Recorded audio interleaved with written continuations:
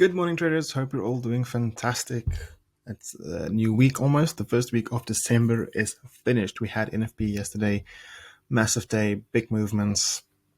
And next week is the second week of December, and it's almost time to scale down and take things easier and then enjoy the festive seasons and then come back refreshed next year. So before we get into the analysis, let's jump into that intro.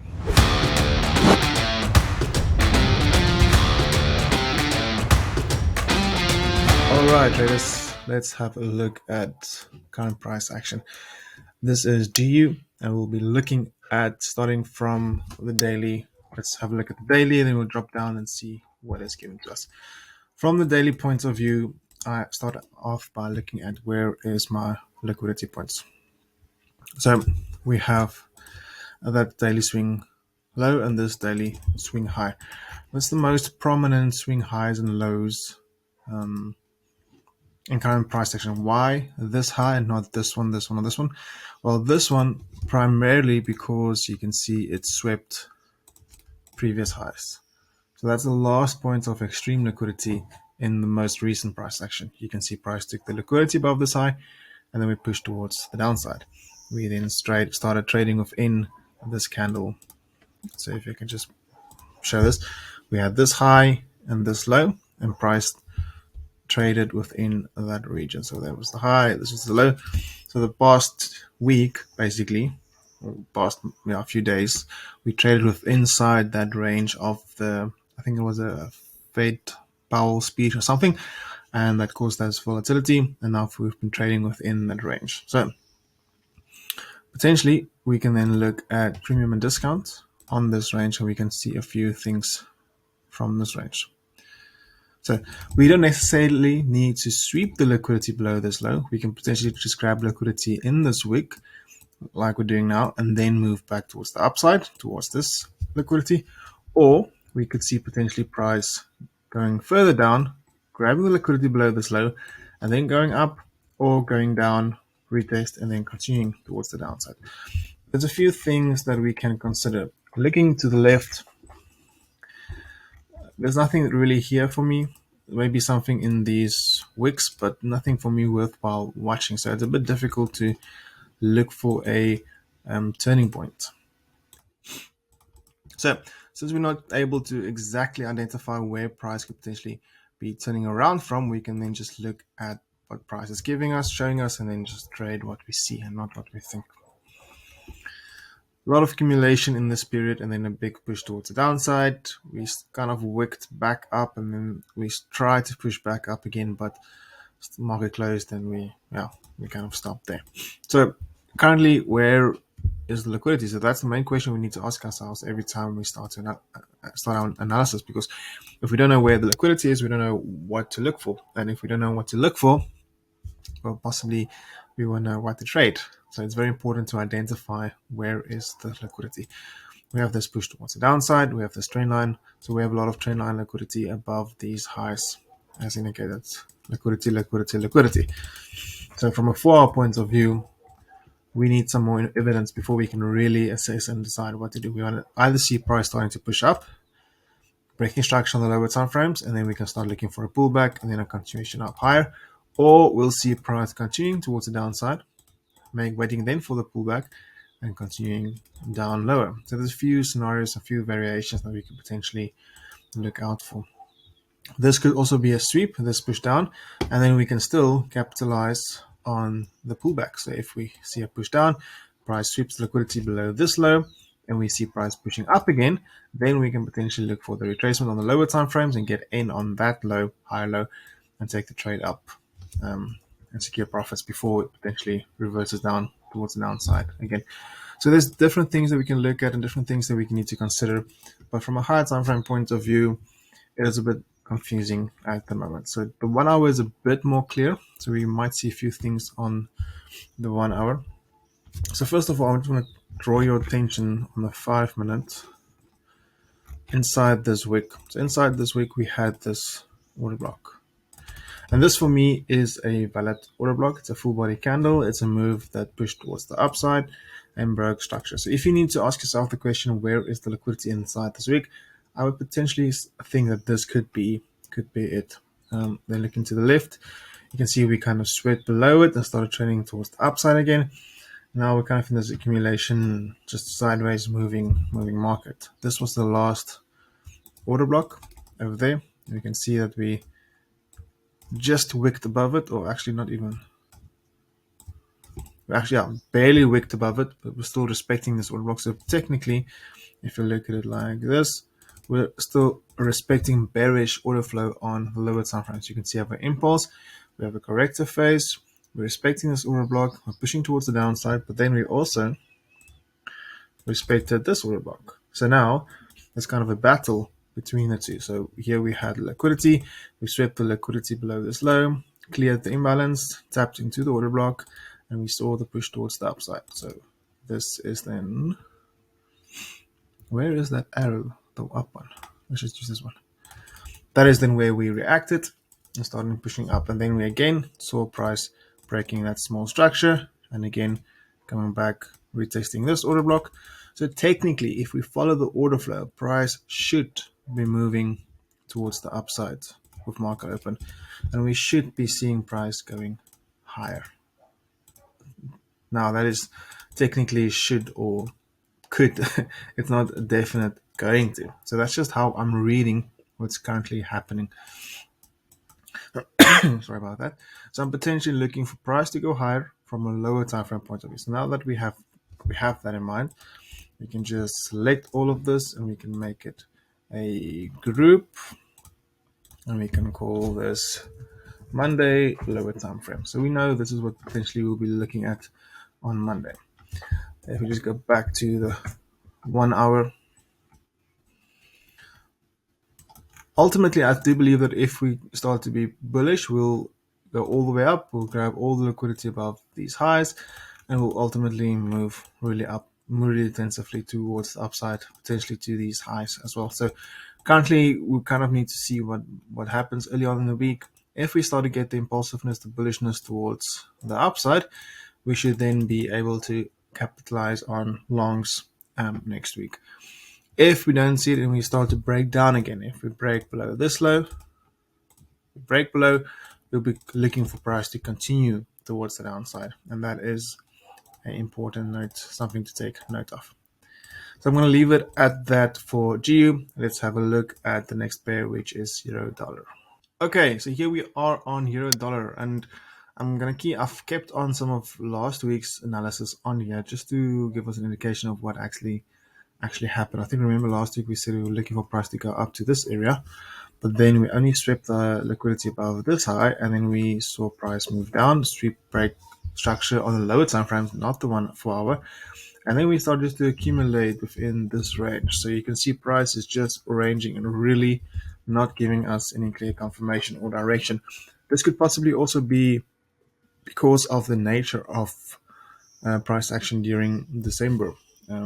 This could be true as well. So that's something to take note of as well. Don't just blame the market, blame the time period as well.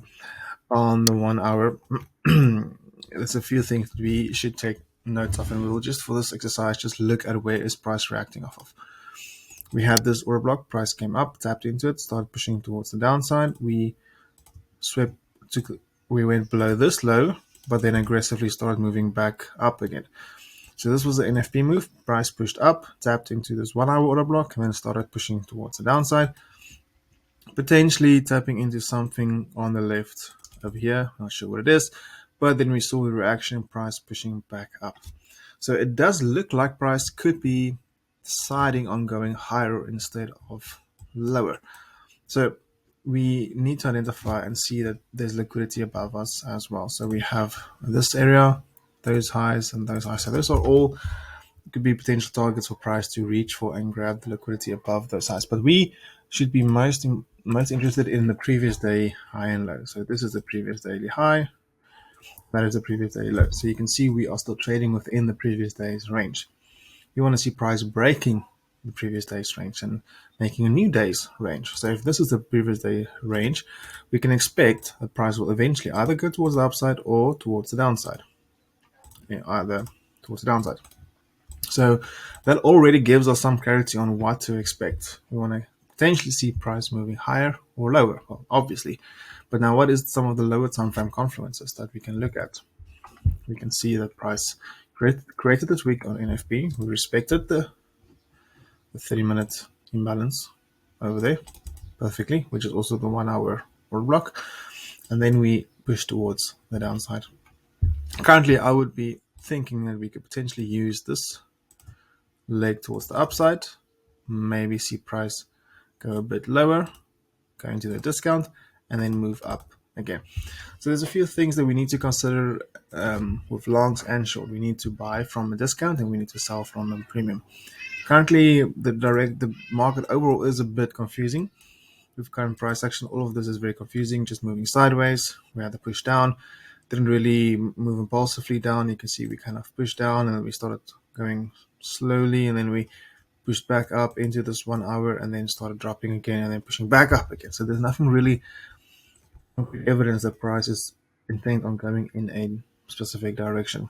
Just by looking at the 4 hour as well, it's relatively still just sideways. These are still the 4 hour main targets towards the upside, but will we reach it this week? I'm not sure. Could be. Just looking from a mitigation point of view, we can see that price mitigated this imbalance over here from the move, the leg towards the upside that caused the most waves happening. So it was the more intense move towards the upside, pulling back, and then maybe we can get that second leg towards the upside. So that is currently then what I would potentially be looking at on Aussie dollar. Euro dollar. So let's have a look at Aussie dollar. So Aussie dollar, I'm not going to say much about it. It's pushing towards the downside. We can't analyze anything from this point of view. We can look at the daily and see where this price potentially heading to. So let's look at the daily order block. So this candle is the initiator for the big move towards the upside. So that's where everything initiated from. So we can just drag this over and see the price is now in this candle, in this range, in this area. You can see that is where price, the momentum kicked in, that broke structure towards the upside. So this would be a valid range for me to look for something new. So on the 1 hour, nothing new to be seen. On the 50-minute, price is just moving down further. So we have now all of this trend line liquidity. We would want to see price break structure towards the upside, break these highs, make a pullback, and then push up further. But price could still go deeper in before we see that shift towards the upside. So not much to say about Aussie dollar except that it's really pushing down. If we just have a look at the weekly, you can see from a weekly point of view, this is the big move towards the upside. We're not even close to this discount. If we look on the weekly time frame, this is the area we should be looking at.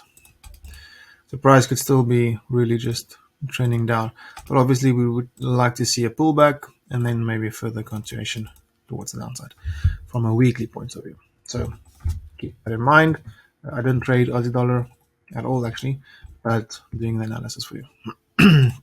Next up, we have pound yen.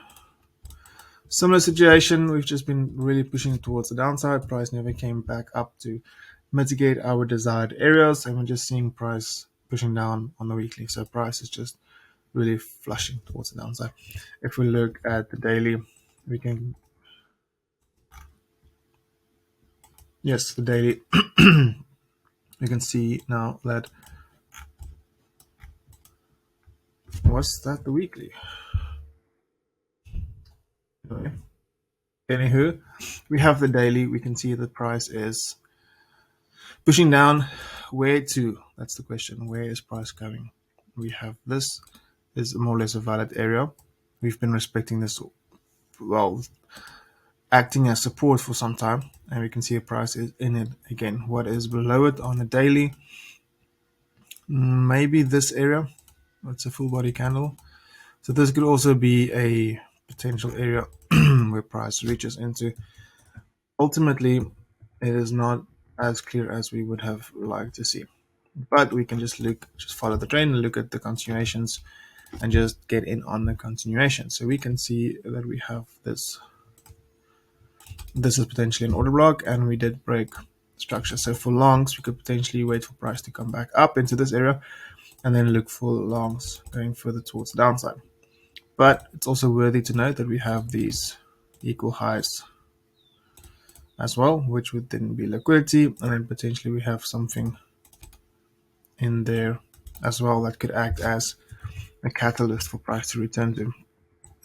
So nothing super clear, but maybe this candle, even though we had this wick already in it, this candle is better. But you can see how this candle, very nice to see this candle tapping into this order block, and then we see the push towards the downside, where we then broke structure over there. We pushed up, creating the liquidity, but then started pushing down again. So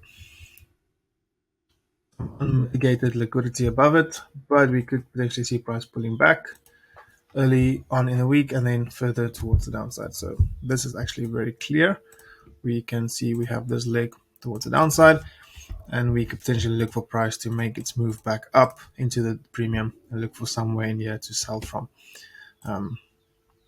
Yes, so we in the community teach exactly what to look for, and it's very important because we now know potential areas that we could potentially look for sales. So that is the GJ view. It's not looking as fresh for early on in the week, so we kind of need to see Monday develop and see the market to decide a direction for the day. Guys, I bought a espresso machine last week, and I've been trying to perfect my blend. So very nice coffee. Okay, let's have a quick look at gold. Gold for me is something that I am not yet very comfortable trading. I'm not very comfortable with its movements or anything. So personally, for me to get a directional bias, it's more difficult with gold than anything else. So just from the weekly point of view, I would see that, okay, we respected off of that area after we grabbed all the liquidity above these equal highs, cleared the imbalance. Now we're starting to push down. Where's the next point of liquidity? Below this low. So from a weekly, or below this low, actually. Somewhere in here would be the next logical draw on liquidity. So now my weekly buyers would be short. So if we then go on the daily, I'd be looking for shorts to ultimately reach for this order block over here, because we have very clear liquidity over there and over there. So I'll be looking for shorts. So then we would be looking for a pullback and then a continuation down lower.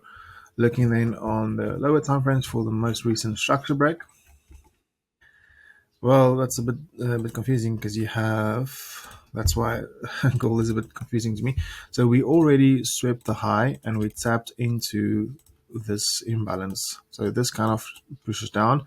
We pulled back with this wick, tapped into something on the left, and then start pushing down again. So maybe perhaps this would be our last swing point.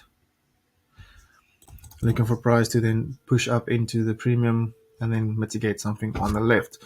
We're going to jump to the 30-minute and just see what is happening on the left. On the left, we have this liquidity high, and we then have this order block over there.